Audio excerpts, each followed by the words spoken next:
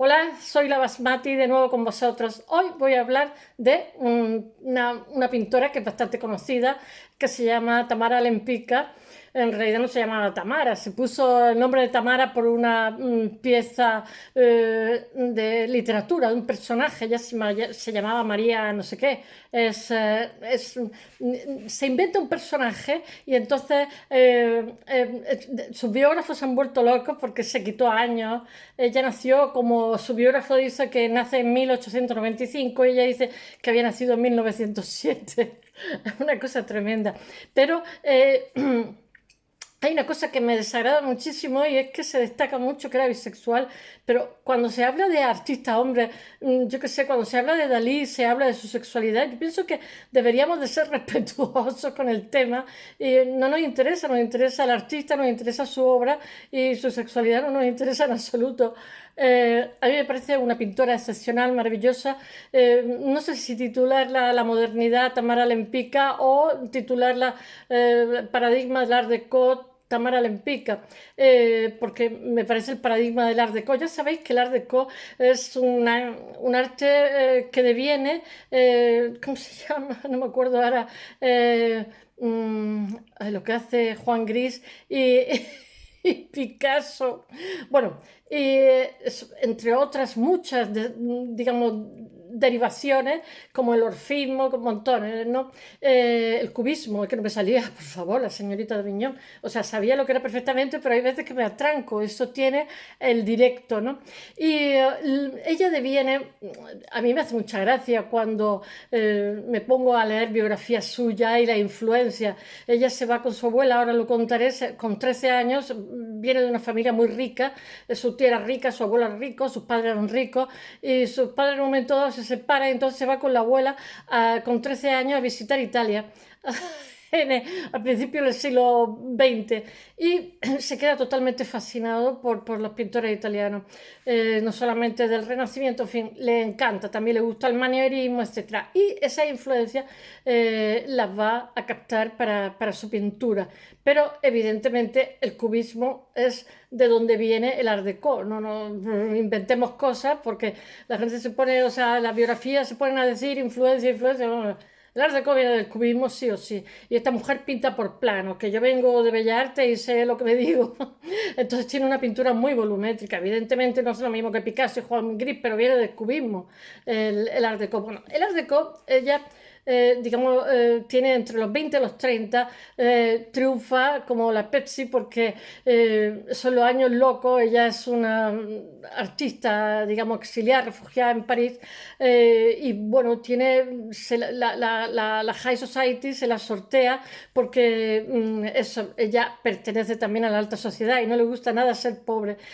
Ahora os contaré su vida. Es una vida totalmente arrebatadora porque realmente ella nace en Moscú, de madre de origen polaco, que también es de origen aristocrático, y el padre es un abogado judío. Ella viene de familia judía, pero en un momento determinado, cuando se le echa encima, está en París, su marido es un noble húngaro, su segundo marido, y de pronto ella está viendo lo que está pasando con el nazismo, le dice que venda todas las posesiones en Hungría y que pies paquete para Estados Unidos. Y entonces, claro, para entrar a Estados Unidos, decir que era rusa, pues era como un asunto más complejo a la hora de inmigración y tal. Mientras que si dices que eres polaca y tienes la amenaza de los nazis, etcétera, etcétera, pues le fue muchísimo más fácil acceder a Estados Unidos, conseguir la nacionalidad, etcétera, etcétera. Con lo cual falseó los datos, porque entre otras cosas, cuando ella nace, Polonia no existía, porque estaba, yo qué sé, Prusia, yo qué sé. No existía, o sea, no podía ser polaca porque no existía Polonia, entre otras.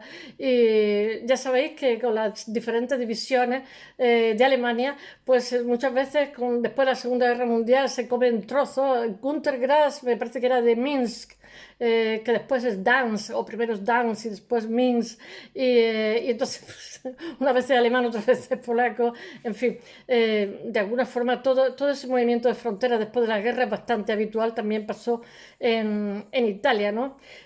Con el norte de Italia, que eran austríacos, o bueno, era italiano, en fin, no voy a entrar. Bueno, voy a explicar un poquito lo que es su vida. No siempre es un artista reconocida. Es decir, una cosa, es para mí la primera mujer que se atreve a ser una artista como tal. Estoy hablando de la modernidad de principios del siglo XX.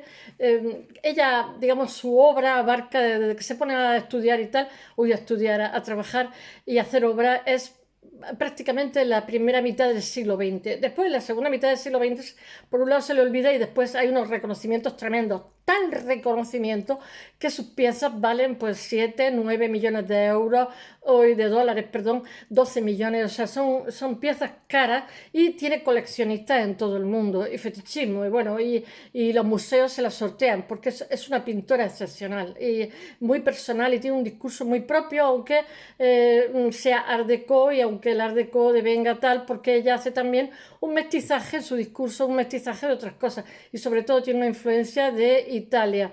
Gilberto, Donatelli, yo qué sé, infinidad, Rafael, Miguel Ángel, en fin, ella misma lo cuenta. Bueno, se ha escrito, su propia hija escribió una biografía de lo que es su vida. A mí me ha hecho mucha gracia que ella llega un momento que por avatares de la vida se va a vivir a México, a Cuernavaca, y le encanta. Y entonces deja encargado que si muere, muere durmiendo, muere en paz, como los que han amado, que decía Jaime Gil de Viedma, que cojan sus cenizas y las tiren al Popocatépetl. Creo que lo he dicho bien o no, al volcán. Y eso hicieron, contrataron un helicóptero, cogieron la ceniza y la esparcieron en el cráter del volcán, que ya sabéis que estará activo de vez en cuando. Y bueno, me pareció precioso. Y ella dice que el país que más amó fue México, que le encantó. No sé lo que tiene México, pero atrapa. Y atrapa a todos los que van, teniendo en cuenta que era una señora rusa, polaca, yo que sé, que había vivido en París, en Estados Unidos. Sin embargo, en Cuernavaca se encontró felicísima y era ya muy mayor. Bueno, vamos a ver si os cuento en orden este caos. Bueno, durante su juventud, parte de su marido y parte de su madurez, sus pinturas alcanzan un gran reconocimiento. Es de las pocas mujeres, como he dicho, es de las pocas mujeres que firman ella y son ella. Y he de decir una cosa, ella era muy libre. Y entonces ella coincide espaciotemporalmente parte con el surrealismo. El surrealismo son muy machistas porque para ellos la mujer es una musa, es algo pasivo, no es algo activo. Entonces la critican bastante. Ella está en París de esta época y saca cabeza. La critican básicamente porque es una mujer que tiene muchísimo éxito en el mercado, que se la sortea la alta sociedad francesa, que se la sortea para que retraten a sus hijos, para que sean ellos retratados. De hecho, hay un retrato de Alfonso XIII que ella le hace en el año 34 cuando está exiliado en Suiza y que vino una muestra que se hizo en Madrid, no sé si en el 2018 2019 hicieron una exposición magna de Tamara Lempicka. Yo he estado viendo la Franco María Ricci y este señor, este autor, dice que es el que él la saca a través de su enciclopedia del olvido y la pone otra vez en funcionamiento. Y sí me lo creo, porque ella tuvo un bajón en un momento determinado, sobre todo después de la Segunda Guerra Mundial, que es lo que, digamos, ella está en Estados Unidos y lo que triunfa es el expresionismo abstracto y un poquito antes lo que triunfa es el surrealismo. Y entonces ella fue un poco desplazada en aquella época, pero de nuevo, a partir de los años 60 va a ser reconocida. Ella es de las pocas mujeres que consigue vivir de su trabajo y que miran de tú a tú a los artistas masculinos. Por eso le cuesta muchísimas críticas. Pero ella tenía un carácter muy, muy fuerte, tenía muchísima personalidad y no se achica ni se amilana. Bueno, en sus últimos años su obra pierde interés de la crítica frente al auge del expresionismo, como he dicho, porque ella está viviendo en Estados Unidos. En décadas posteriores, lo que pasa es que se reivindica porque hay muchísimo reconocimiento de esta mujer. Es una pasada de bonito. Hay un autorretrato de ella que está en un Bugatti. Me acuerdo del slang ese de la gente así más modesta que me dice, he comprado un Buga, ¿no? Entonces ella se hace un autorretrato encima de un Bugatti con ¿cómo se dice? Una especie de bufanda que está así, un chal al vuelo, ¿no? Y es para ¿cómo se llama? Una revista alemana que se lo encarga para ser portada. Es una preciosidad. En realidad, ella no tenía ningún Bugatti, ella tenía un Renault color amarillo. Entonces ella sale mirando de tú a tú como una mujer moderna, me parece que en el año 20, y conduciendo el Buga, y hace honor a la que acaba de fallecer, que es Isadora Duncan, que conduciendo un Bugatti se le ha enganchado el chal en la rueda y la ha ahorcado. Porque Isadora Duncan fue también una artista muy excepcional y muy independiente y muy moderna, que también fue muy criticada y muy denostada por el machismo que había, la misoginia, que es como el rayo que no cesa de Miguel Hernández, o sea, que nunca acaba.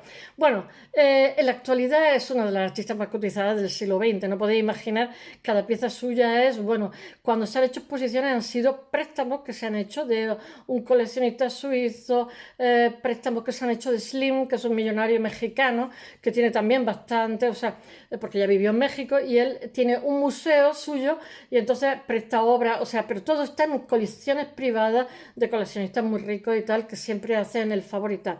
Bueno, me parece que en Italia, en Turín, hacen una exposición magna increíble. Bueno, sobre todo porque ella es el símbolo entre los años locos, los locos 20, ¿no? Que es el cabaret, esa frivolidad que había, en ese carpe diem que había en el periodo de entreguerras, de que la gente no sabía si mañana iban a morir o les quedaba poca vida, porque como sabían que iba a haber otra, con todo, Mussolini me parece que surge, o sea, que llega al poder en el 22 y los nazis en el 33. Y entonces, como se habían radicalizado las cosas en Alemania, como estaban radicalizadas las cosas en Europa en general, la sociedad estaba convencida que, bueno, que quedaba 15 minutos o 5 minutos de existencia, porque aquello iba a peor. O sea, la Primera Guerra Mundial no solucionó, sino todo lo contrario, empeoró más la situación.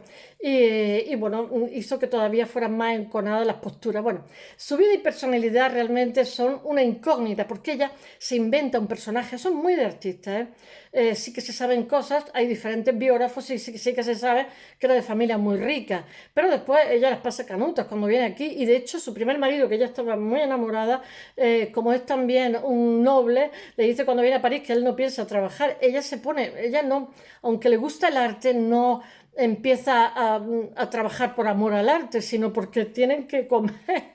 Y entonces se pone, y ella misma se sorprende, una buenísima artista, tiene un carácter fuerte, trabajaba hasta 12 horas diarias, ella misma se sorprende hasta qué punto tiene una repercusión, etcétera, y se acaba alejando de su marido.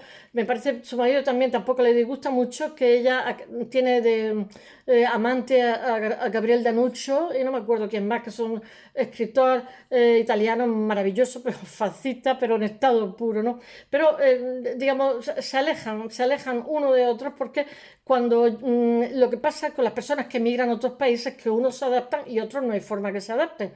Ella lucha muchísimo por trabajar, triunfa, cuenta a su hija que en París su obra es revalorizada, o sea, todo el mundo quiere ser pintado por ella. Entonces, cada 2 cuadros cuenta que se compra un brazalete de oro con diamante y con cosas, y dice que se puso el brazalete hasta el hombro, que estaba harta de ser pobre. y se compra pieles y se hace fotografías con un cigarro. Y bueno, su vida es una incógnita porque ella es bastante mentirosilla, o sea, no mentirosa, sino fabuladora, que es una cosa intermedia, ¿no? Y entonces, pues, como tiene que sobrevivir, pues cuenta una vida suya muy novelesca, que en realidad sí que fue muy novelesca, pero por ejemplo, ella tiene una hija con su primer marido, y que se llamaba Christine, que no sé cómo le llamaban, Chisette o algo así, y entonces pues cuando Christine crece, como está divorciada, pues le dicen que es su hermana pequeña, para no echarse años, bueno, todo así muy disparatado. Y también como era guapetona, para poder ligar y tal, dice que tiene menos años y cosas así, y que ha nacido en Varsovia cuando en realidad ha nacido en Moscú.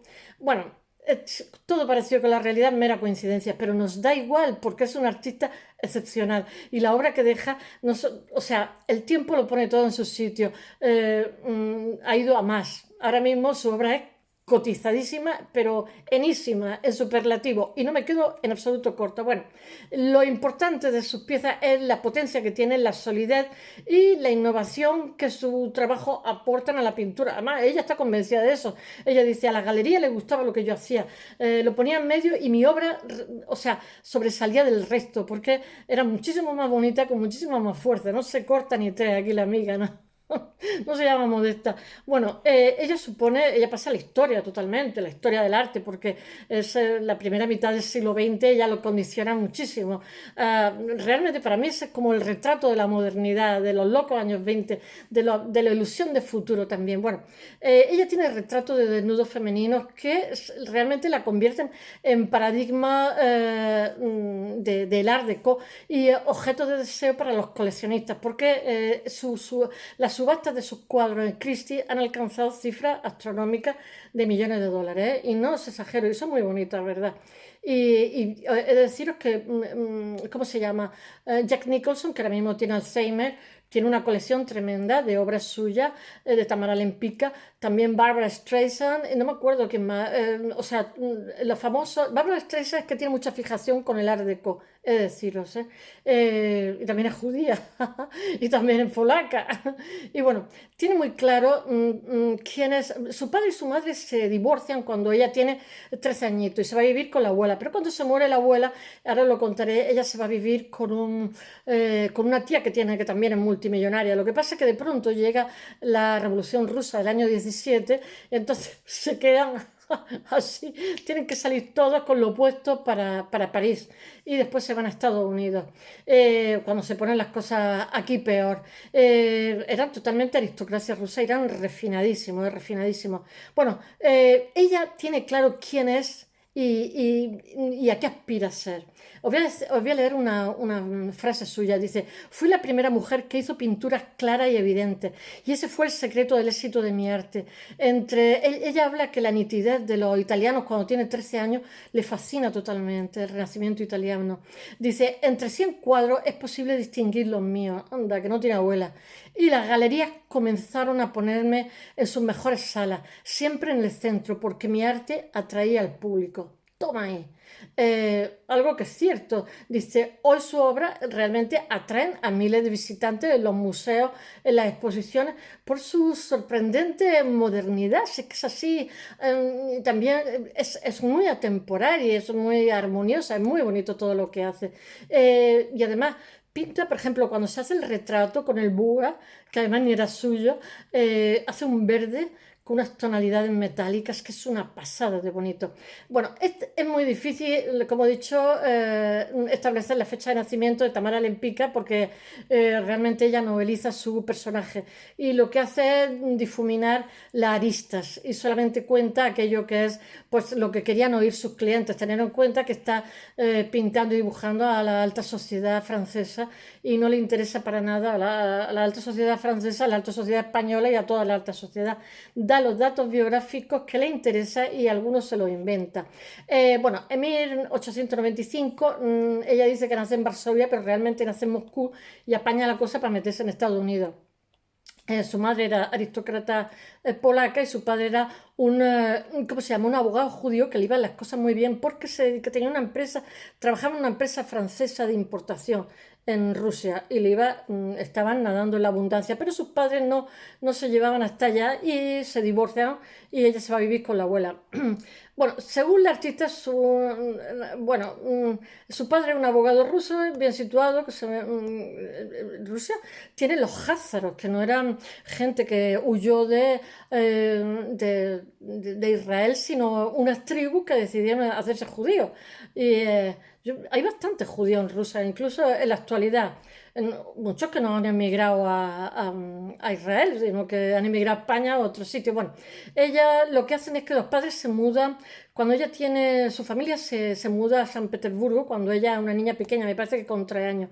En su infancia realmente el primer contacto que mantiene con el arte supone un fuerte impacto con su abuela con 13 años. Pero antes de todo esto, he estado leyendo que sus padres, como eran de la alta sociedad, deciden que a cada niño se le haga un retrato y llaman a una artista para para que le hagan un retrato. Y entonces dice ella que la torturan, dice, luego yo torturaría a otros. Y, y dice que el resultado es horrible. Y entonces dice que coge a su hermana ella y que nunca había pintado y la pinta y dice yo la torturé a su hermana pequeña y dice pero que el resultado fue muchísimo más acertado de lo que hizo el artista con ella, con su hermana. Y a partir de ahí tiene intuición de que ella va a seguir ese camino, aunque como pertenece a la alta sociedad, lo de trabajar no está, digamos, dentro de lo que son los planes de futuro y realmente se pone a trabajar en Francia porque necesita vivir de algo. Bueno, la abuela pertenece a la aristocracia y se la lleva con 13 años a Italia, como he dicho, en 1911. Dice, de repente me encontré con obras pintadas en el siglo XV por artistas italianos. ¿Por qué me gustaban tanto? Porque eran tan claras, tan nítidas, qué bonito. A pesar de su pasión por el arte, pues nada, ella se enamora de un noble que era polaco, me parece que, porque ella Lempicki, es su marido. Y eso que cuando llega a París, los cuadros que hace no los firma como una mujer, sino como hombre, porque tiene miedo de no poder vivir de la pintura si descubren que es una mujer. Para que os hagáis una idea de cómo estaban las cosas a principios del siglo. Bueno, con 18 años se casa con, bueno, no, es un abogado ruso, perdón, que se llama Tadeusz Lempicki y tiene una hija que se llama Christine, pero ella le dice Kisette. Su hija después cuando se va a Estados Unidos, se enamora de un geólogo norteamericano y se casa con él, tiene hijos y después han hecho una historia de la vida con fotografías del álbum familiar y tal. Y la bisnieta hace la introducción y la hija cuenta la historia de la madre, cuenta la historia de las cosas, porque la hija se queda viuda cuando la madre todavía vive y se va a Cuernavaca a cuidar a su madre. Qué bonita. Porque la madre cuando se va a Estados Unidos y se queda viuda, se va a vivir cerca de su hija, que me parece que estaba en Houston, porque el marido trabajaba por allí. Bueno, hay que ver los cotillos que cuento. Realmente cuando ella se casa, todavía no estalló la Revolución Rusa y realmente lo que está viviendo es muchísimo lujo y glamour. Porque el marido también es rico y bueno, la pareja triunfa porque son los dos guapos, son glamurosos en salones, en recepciones poco antes de la revolución de 1917, la revolución rusa, ya sabéis que las cosas cambian, ahí se quedan caninos, de ser rico a no tener nada. Y entonces Lempicki es encarcelado porque por lo visto era espía del zar y consigue su libertad gracias a la insistencia de su joven esposa que tiene 18 19 años y cuenta que se tuvo al cónsul de Suecia que le permite, digamos, un salvoconducto para que salgan de allí. Eran ricos. Los ricos siempre tienen posibilidades que los pobres no tienen. Consiguen salir de allí a través de Suecia, Noruega, Dinamarca, etc. Pero ella cuenta que tiene que acostarse. Era bastante guapa. En fin, estas cosas pasan. Lo cuenta ella, ¿eh? No, esto no es morboso. Bueno, ella cuando el marido está encarcelado va oficina por oficina, instancia tras instancia, hasta conseguir su excarcelación a base de soborno, a base de estar con este señor, etc. Y vuela a Dinamarca y después a París, donde se enfrenta con algo terrible que es la falta de dinero y lujo a la que estaban acostumbrados. Y era muy jovencita. El marido no se adapta. Y no se adapta y no piensa trabajar. Y entonces su hermana le da un consejo a su hermana, está viviendo en París y le ayuda. Y su hermana le dice, no seas tonta, su hermana es muy digamos, progresista, etcétera, le dice, tienes que ser independiente económicamente porque eso te va a dar también independencia frente a tu marido. Su hermana se llama Adrienne y vive en París antes de que ella vaya a París. Y por entonces está integrada totalmente en lo que es la ciudad y ella aboga por la liberación de la mujer y por la equiparación con el hombre. Pero así todo, ella cuando hace cuadros en París firma como si fuera con un apellido Lempicki, que por lo visto en polaco, no sé qué, o en ruso es como si fuera hombre, no sé, una historia de esa, porque el ruso, al igual que el español, es flexivo. Bueno, y le da un consejo que dice, tengo que leerlo, haz una carrera y no tendrás que depender de tu marido. Estamos hablando a principios del siglo. Bueno, posteriormente se define en varias ocasiones como una artista autodidacta, pero eso tampoco es verdad, porque ella, acogiéndose a que los franceses siempre han sido generosos para eso, a que era una refugiada y tal, pues estudian en varias instituciones, le ayuda a su hermana, le ayudan instituciones parisinas, desde la Academia de la Grande Chaumière, donde se forma con el simbolista Maurice Denis, hasta la Academia, no sé, no me acuerdo, Ranson, fundada por el fauvista Paul Ranson. Y después, en aquella época, había en París, era la capital del arte, había, digamos, artistas de toda Europa, de todo el mundo, había también japoneses, y después multimillonarios americanos que se iban a París porque era muy divertido, era una aventura vivir allí. Aunque ella dice que ella detestaba a Gertrude Stein y a, ¿cómo se llama? Hemingway. Dice que Gertrude Stein quería ser un hombre y Hemingway una mujer. Qué mala, por favor. Pero a mí me encanta Hemingway y Gertrude Stein la encuentro muy inteligente. Bueno, ahí estaban todos los intelectuales, todos los artistas, lo mejorcito de cada casa. Bueno, eso es verdad, emplea largas jornadas que ocupa en ¿cómo se llama? El Museo del Louvre, contemplando a los maestros, y lo que se han llevado los de España, que robaron a dos manos, hicieron el museo mucho más grande, de España y de todo lo que pillaron, porque Napoleón arrambló con las piezas de arte de todos lados, pero en España en concreto, bueno, nos dejaron pero mirando al tendido.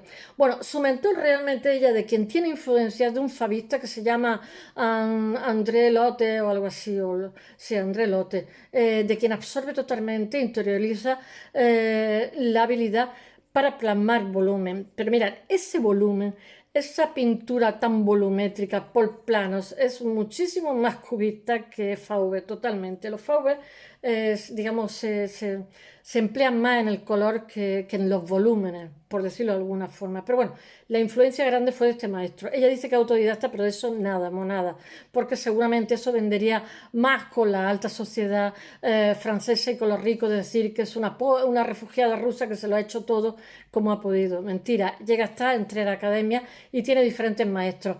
Bueno, eso realmente es lo que tiene influencia del cubismo y sobre todo en la fractura de plano y en la distorsión de las formas. Ella dice, vivo en los límites de la sociedad. Era muy libre para la época que estaba viviendo y para ser mujer. Dice, vivo en los límites de la sociedad y las reglas, tengo que leerlo, de la sociedad no se aplican a aquellas que vivimos en los límites. Con eso ya, pero ella es que ya en esta época está teniendo muchísimo éxito, el marido no se ha adaptado, está hosco, se le ha hecho el carácter totalmente hosco, eso lo cuenta ella, lo cuenta la nieta, entonces está cada vez más alejada del marido. Por eso también la critican, porque tiene amante y no sé qué, pero bueno, pero si el marido vive de ella y está todo el día amargado, pues evidentemente se alejó de quien había estado muy enamorada y quien consigue sacar, porque lo consigue ella. ¿Eh? Bueno, ella siempre se considera un ser especial, privilegiado. La critican y dicen que es una hedonista. Pero la verdad es que es muy, muy trabajadora. Y os voy a decir una cosa, una de las cosas que dicen, que a lo mejor salía de juerga por ahí, pero es que volvía, no dormía y se metía a trabajar 12 horas seguidas. Bueno, ella se preocupa, nos da igual, la verdad, de crear y mantener una relación estrecha con los círculos más aristocráticos de vanguardia de su época. Ella, claro, también tenía sus preferencias, había gente que le gustaba, Picasso no le gustaba nada. Dice que era la destrucción, le dice, como era la vanguardia de la destrucción, algo así decía.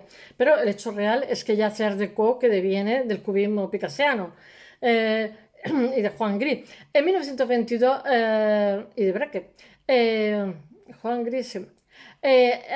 Para mí, Juan Gris más que nadie, en 1922 le pone D a su apellido, porque eso lo hace más aristocrático, porque ese apellido le pica no es suyo, es de su marido.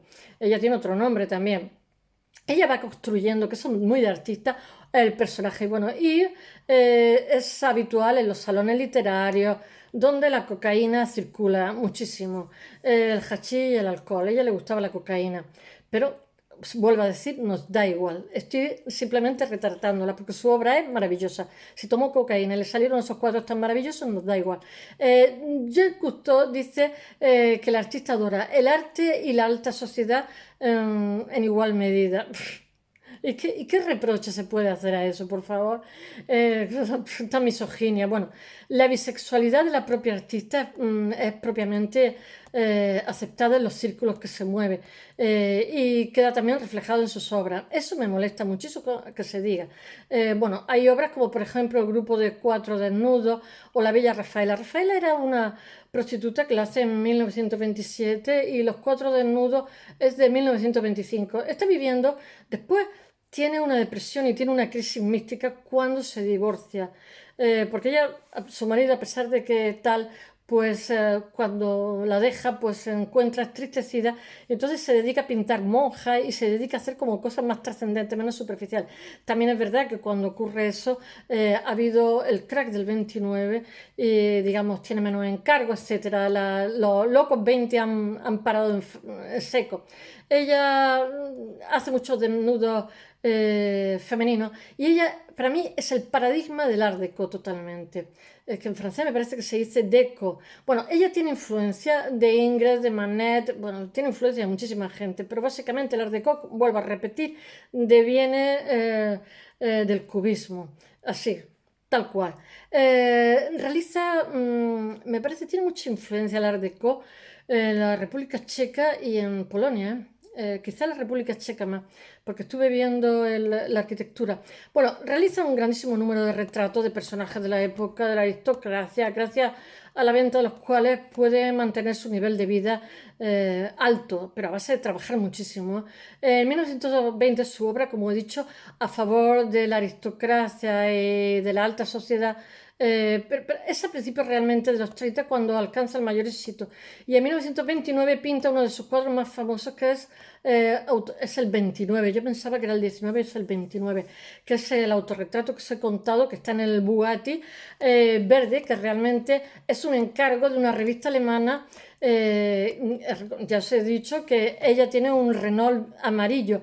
Es una de las pinturas de Art Deco. En el lienzo la pintora está desafiante mirando a la cámara y se muestra a sí misma en una posición ocupada antes por los varones. Está conduciendo un coche, estamos hablando del año 29. El cuadro es como un desafío totalmente. El cuadro es un encargo para la portada de la revista alemana Die Dame y es un éxito de una época oscura. Ese mismo año se divorcia de su marido y en 1933 sus encargos empiezan a escasear a causa de la crisis económica por el crack que ha habido en Nueva York, en Wall Street, en el 29. Es una depresión que tiene un efecto rebote en Europa y en todo el mundo. Es una crisis de superproducción que después, en la Segunda Guerra Mundial, realmente la reconstrucción de Europa salva a América de otra crisis de superproducción y hace que sea, ¿cómo se llama?, la potencia, pero realmente ya eran potencia en el siglo XIX, a finales, pero como he contado muchas veces, no salían porque tenían el hándicap de los indios, el hándicap del oeste, etcétera, pero salen alrededor, salen por Cuba, Honolulu, México, hacen tropelías. Bueno, la depresión hace que repercuta y, bueno, la depresión y que los nazis ya empiezan a expandirse como el gas. En 1939 contrae matrimonio con el barón Raúl Kofner. Este barón era coleccionista de su obra, con anterioridad le dice que pinte a su amante, que es una bailarina española que se llama Herrera, como yo. Y entonces pintando a la bailarina y tal, con el encargo, se enrollan y él le pone una casa preciosa, la instala muy bien, ella está ya divorciada y bueno, son amantes y entonces cuando la esposa del varón muere, se casan y este Raúl Kufner bueno, se trasladan a los Estados Unidos. Ella tiene buen ojo y le dice, cuando triunfan los nazis, vende las cosas que tengan en Hungría, que este va a invadir, como así fue. Entonces lo vende todo, le hace caso y se van a Estados Unidos. Pero en Estados Unidos, que está a punto de estallar la Segunda Guerra Mundial, no la toman en serio.